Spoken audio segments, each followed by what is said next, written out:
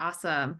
Hi, I'm Jamie, and I'm so excited to introduce Melissa. She's a sixth grader at GMS. She has a cat named Mango. She likes pizza and she loves playing basketball. And we were inspired by her love for basketball when deciding on a project. We decided to make a basketball game as a scratch game. We started really simple and we actually made several iterations of the game because Melissa was able to move so quickly. And we actually ended up with a pretty complex multiplayer scratch game. But I don't want to give it all away. Melissa, show them what you built.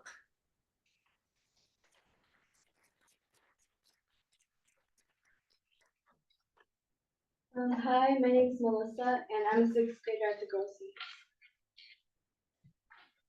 Next, about my mentor. My mentor's name is Jamie.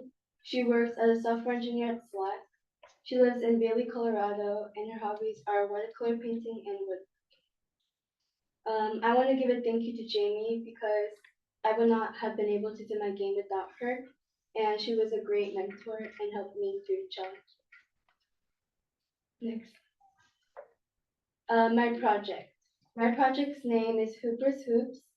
And I selected to do a basketball game because I really enjoyed playing basketball, and I played in the basketball team, and I would like to get better at the sport in the future.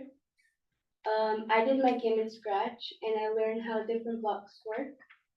Some blocks that I learned to use were cloud variables, broadcasting messages, and also creating my own blocks and learning how to code them. A new block I learned that was a really big part of my game was cloud variable. Cloud variable allows you to see another character's movement from another screen. And so if a player is controlling their character, you can see the same character's movement from another screen.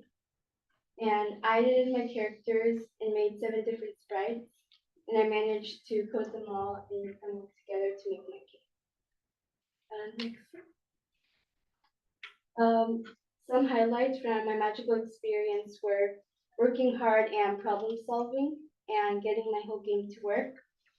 Some challenges I faced were showing the same movement of characters and ball on both screens and fixing all my bugs in my game. The hardest bug for me to fix was the bug in the cloud variable that was preventing my characters to be in sync with both screens. What I learned was how to use cloud variables and how to detect and prevent bugs in my game. A way I learned to detect bugs was organizing all my code, so it was easier to see all my code and spot where the bug might be. Next slide. This is my demo. So to start my game, you need to press the green flag and then choose your player.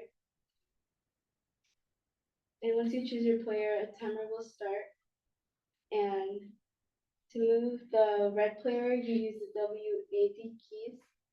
And to move the blue player, you use the arrow keys.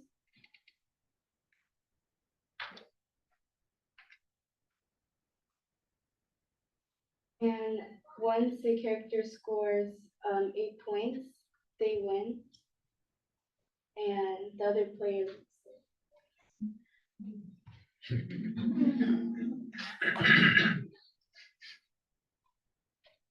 next slide. These are 2 pieces of code that I'm proud of. The first piece of code is part of my ball code that is making my ball move. So when the 1 key is pressed, forever, it's going to wait a certain amount of seconds and then move 11 steps. And then the next piece of code is copying the movement of the ball. So when the 2 keys press, it can listen to it and copy the movement to the other screen. And then when the ball is on edge of the screen, it's going to bounce. And if the ball is touching the red player or the blue player, then it's going to turn 140 degrees and move 11 steps. And the next piece of code is the same one as the top. And for the second piece of code is also part of my ball code that is making the score.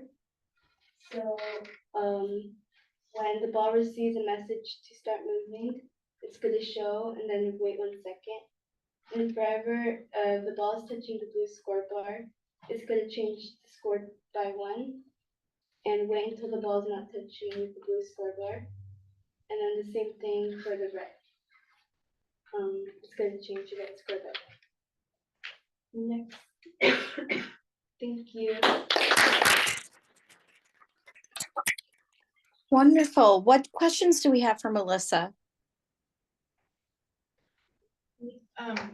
First of all, how awesome is a basketball game? I'm a basketball game. But I'm just super curious, like, if you were going to add on some other features or other movements, like what would you do next?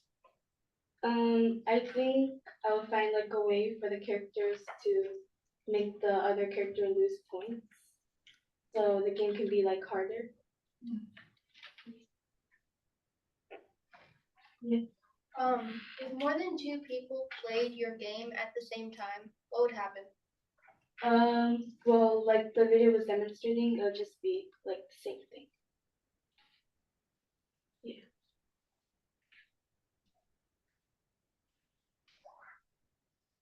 Great. Do we have any questions from our virtual audience?